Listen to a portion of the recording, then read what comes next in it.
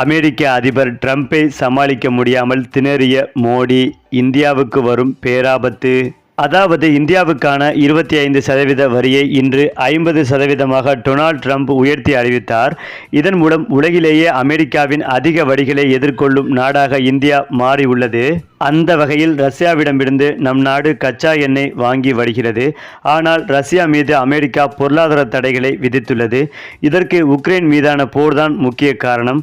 இந்த நிலையில்தான் அமெரிக்க அதிபர் டொனால்ட் ட்ரம்ப் ரஷ்யாவிடமிருந்து நம் நாடு கச்சா எண்ணெய் வாங்க எதிர்ப்பு தெரிவித்து வருகிறார். ஆனால் நம் நாட்டின் கச்சா எண்ணெய் தேவையில் 36 முதல் 38% வரை ரஷ்யாதான் பூர்த்தி செய்கிறது. இதனால் நம் நாடு ரஷ்யாவிடம் கச்சா எண்ணெய் வாங்குவதை நிறுத்தவில்லை. இதனால் ட்ரம்ப் கடும் கோபமடைந்தார். மேலும் முதல் கட்டமாக கடந்த 1ஆம் தேதி இந்தியா மீது 25% வரியை ட்ரம்ப் விதித்தார். இந்த வரி விதிப்பு 7ஆம் தேதி முதல் நடைமுறைக்கு வரும் என்றும் கூறினார். மேலும் இடைப்பட்ட காலத்திலும் ரஷ்யாவிடம் கச்சா எண்ணெய் வாங்கக்கூடாது என்று ட்ரம்ப் கூறினார். ஆனாலும் மத்திய அரசு அதை ஏற்கவில்லை. தேச நலன்தான் முக்கியம் என கூறி ரஷ்யாவிடம் தொடர்ந்து கச்சா எண்ணெய் வாங்கி வருகிறது இந்தியா. இதனை அடுத்துதான் இன்று கூடுதலாக 25% வரி விதிக்கப்பட்டுள்ளது. இதனால் நம் நாட்டுக்கு மொத்தம் 50% வரியை ட்ரம்ப் விதித்துள்ளார். இதில் கடந்த 1ஆம் தேதி விதிக்கப்பட்ட 25% வரி நாளை முதல் நடைமுறைக்கு வர உள்ளது. அதன் பிறகு இன்று விதிக்கப்பட்ட 25% வரி அடுத்த 21 நாட்கள் கழித்து வர உள்ளதாக டொனால்ட் ட்ரம்ப் தெரிவித்துள்ளார். இது நம் நாட்டுக்கு பெரும் சிக்கலை ஏற்படுத்தி உள்ளது. அதேபோல் கடந்த 6 நாட்களில் மட்டும் டொனால்ட் ட்ரம்ப் நம் நாட்டுக்கு 50% வரியை விதித்திருப்பது நம் நாட்டில் அமெரிக்காவுக்கான ஏற்றுமதியை மொத்தமாக முடக்க உள்ளது. இது ஒரு புறம் இருக்க, இன்றைய உத்தரவின் மூலமாக உலகிலேயே டொனால்ட் ட்ரம்ப் அதிகப்படியான வரிகளை இந்தியாவுக்குத்தான் விதித்துள்ளார் என்பதும் குறிப்பிடத்தக்கது. அதாவது நம் நாட்டுக்கு மொத்தம் 50% வரி விதிக்கப்பட்டுள்ளது. அதேபோல் பிரேசிலுக்கும் 50% வரி விதிக்கப்பட்டுள்ளது. நம் நாடும் பிரேசிலும் நட்பு நாடுகளாகும். இரு நாடுகளும் பிரிக்ஸ் கூட்டமைப்பில் உள்ளது.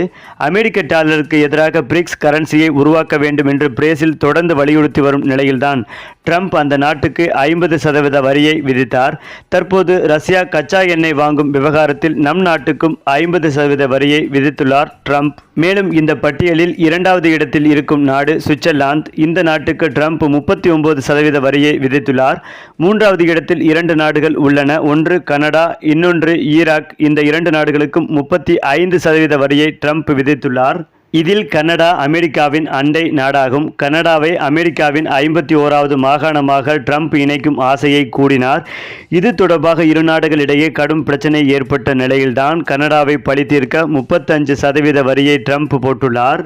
அது மட்டுமில்லாமல் அமெரிக்க அதிபர் ட்ரம்பை சமாளிக்க முடியாமல் மோடி திணறி வருகிறார் என்றும், இதனால் இந்தியாவுக்கு பேராபத்து காத்து கொண்டிருக்கிறது, அதை உணராமல் அமெரிக்காவோடு இவர் போட்டி போட்டு வருகிறார் மோடி என்ற குற்றச்சாட்டுகளும் வைக்கப்பட்டு வருகிறது. அதேபோல் இந்த பட்டியலில் அமெரிக்காவின் பரம எதிரியான சீனா 4வது இடத்தில் உள்ளது. சீனாவுக்கு தொடக்கத்தில் ட்ரம்ப் அதிரடியாக வரிகளை விதித்தார். சீனாவும் போட்டி போட்டு வரிகளை உயர்த்தியது. இதனால் மூக்குடைந்த ட்ரம்ப் சீனாவுக்கான வரியை தற்காலிகமாக நிறுத்தினார்.